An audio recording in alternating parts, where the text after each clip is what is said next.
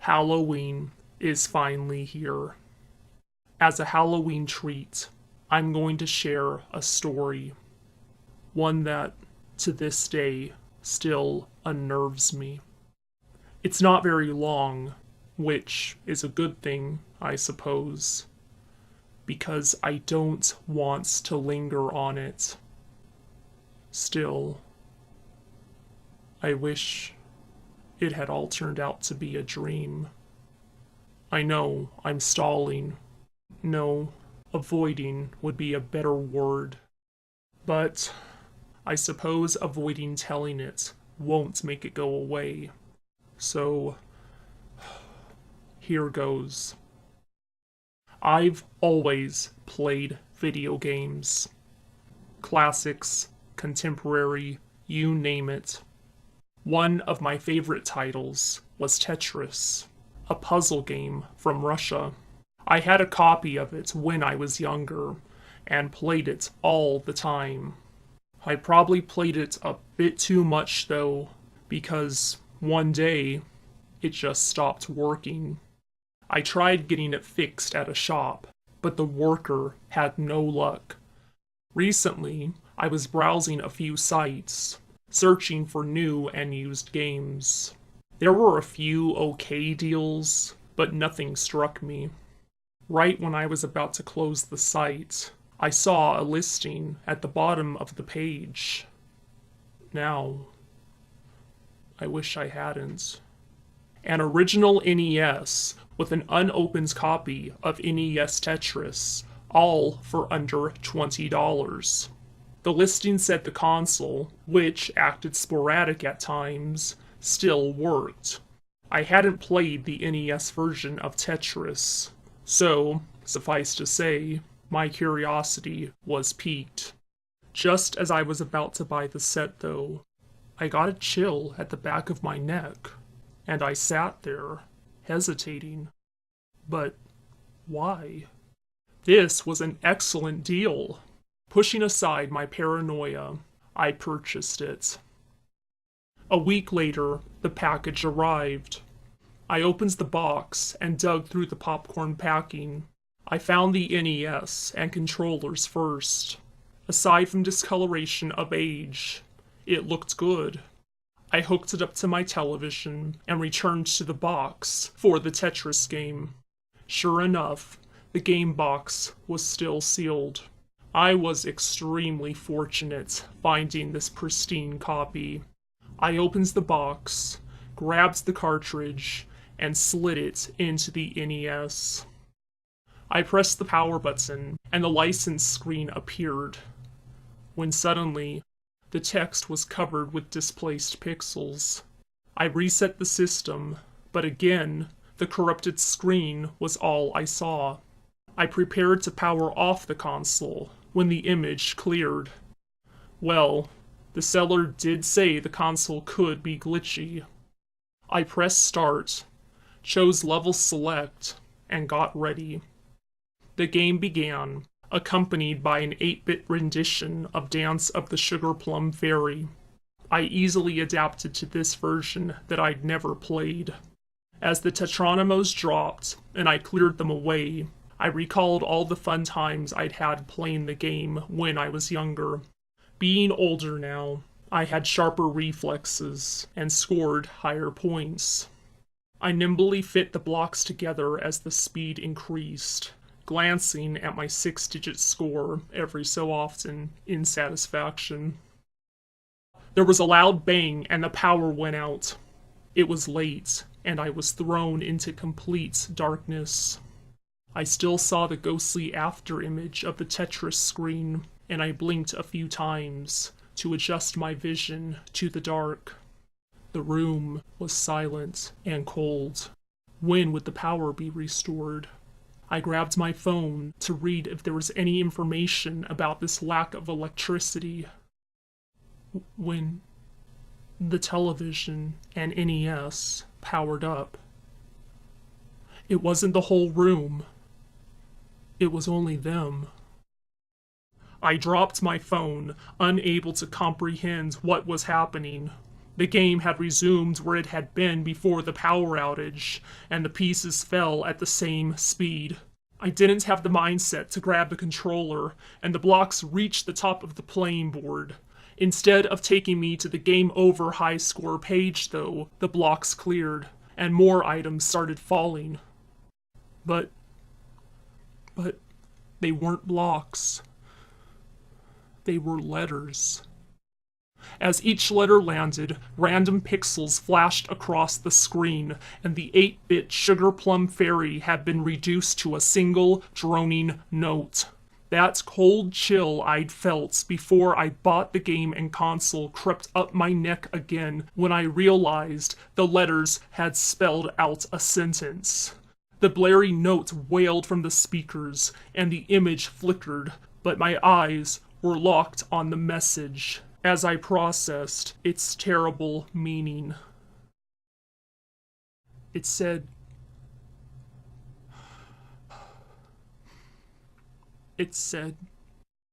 "There's going to be a live-action Tetris movie."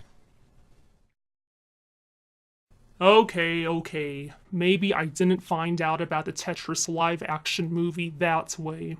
But it's more dramatic than admitting I read about the film in an article, wouldn't you say?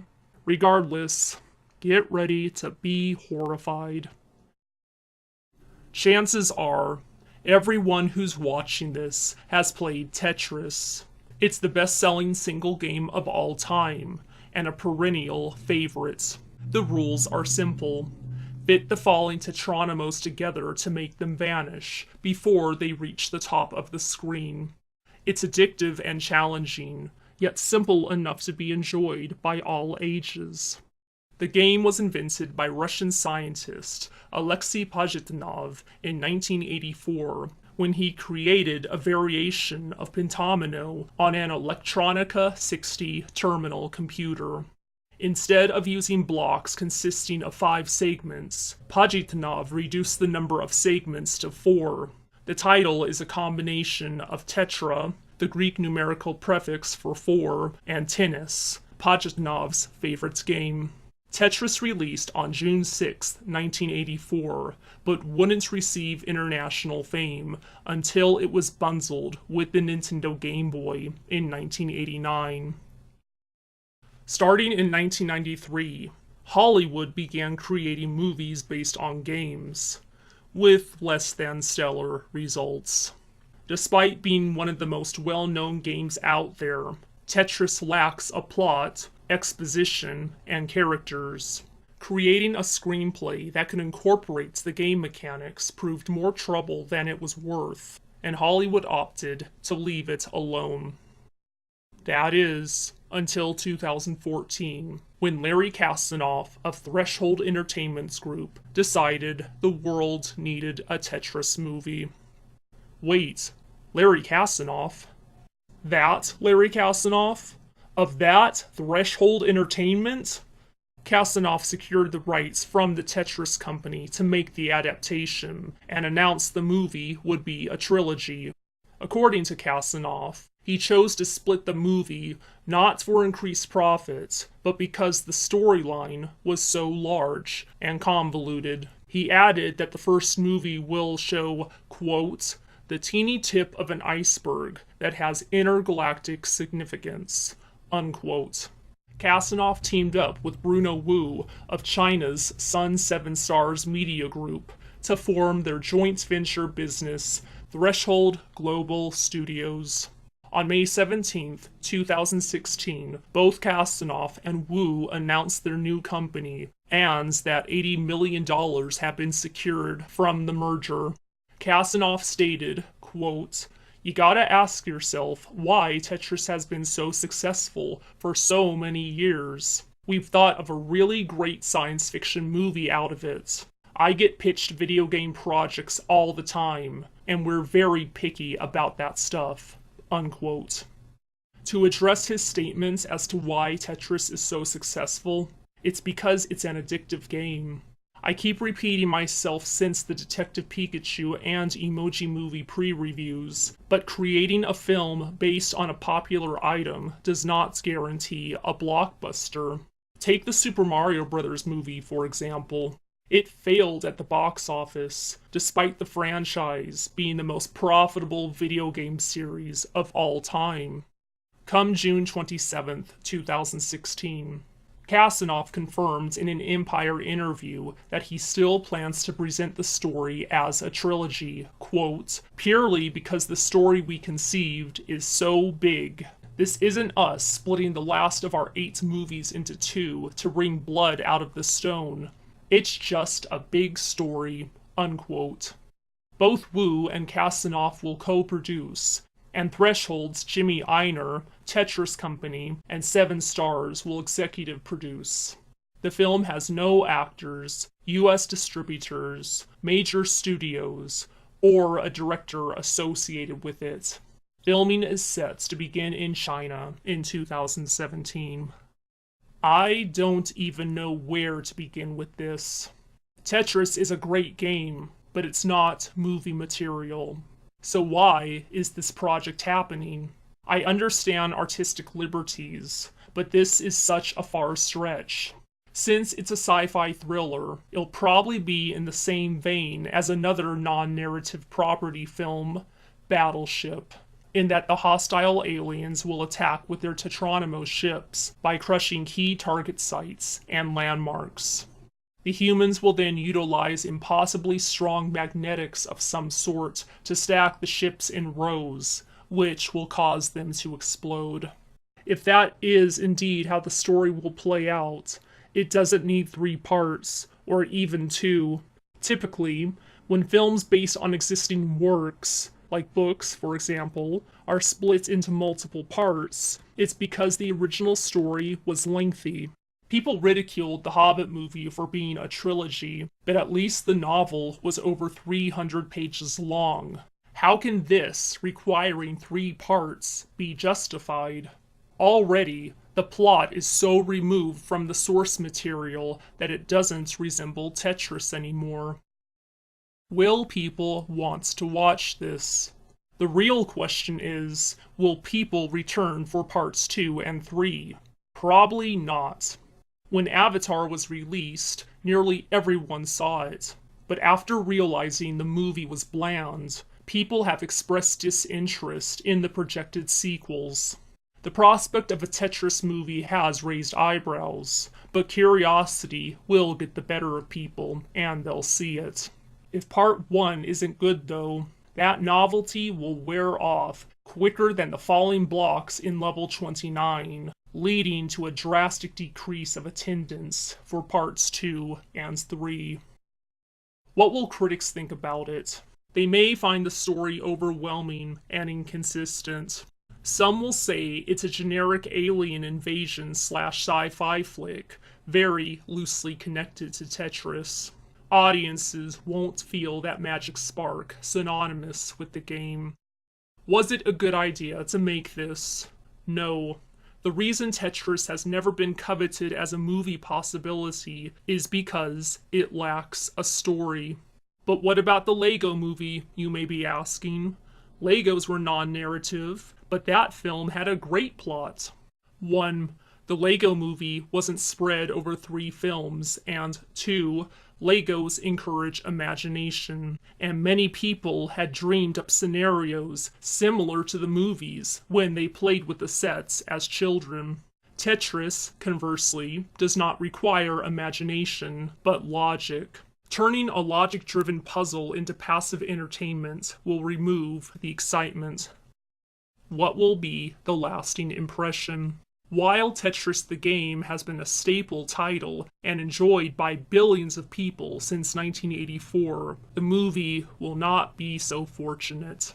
Tetris is a basic game, meant to be enjoyed in its frenetic mental stimulation. A complicated narrative to justify an overblown sci-fi movie that will require people to pay 3 times to see it is a risky move. There are literally hundreds of story-driven games ripe for adaptations. Why pick Tetris? People are content playing it. A trilogy will come across as a money grab to the multitude. And then there's the potential story itself. Although it's not Food Fight, It's being made by the same studio, director, producer, and writer. That's enough to make many folks skittish. Food Fight was being lauded as revolutionary by its filmmakers during production, something that's currently happening with the Tetris movie. Does this mean Tetris will follow in Food Fight's footsteps? Not necessarily, but we can't be certain until the film is finished. This movie will be forgettable. With so many sci-fi titles out there, a trilogy promising a massive spiderweb of a story with a name-only tie-in to Tetris won't stand out. The Star Wars prequels, too, were expansive undertakings, with drawn-out plots, CGI-dense imagery, numerous locations, and a focus on the star-crossed lovers. The end products we got, though, were tedious, mired in bad effects, a clunky script, and flat acting. It's a known fact that Hollywood is leery of original works nowadays due to the risk of pitching new ideas to investors and the public, and is looking at brands and existing IP as potential tentpole franchises. Instead of crafting movies that pay homage to the source IP, though, writers are presenting generic stories that barely represent the namesake, with the similarities stopping at the title and a few visual nods. This is a wolf in sheep's clothing tactic, in that it's a new idea, the same ones Hollywood is leery about, hiding behind an iconic brand's name. I'm not saying Tetris should be presented as is, without an adaptation expansion screenplay. That would just be 6 hours of falling blocks. I'm saying Tetris is a bad film choice, period.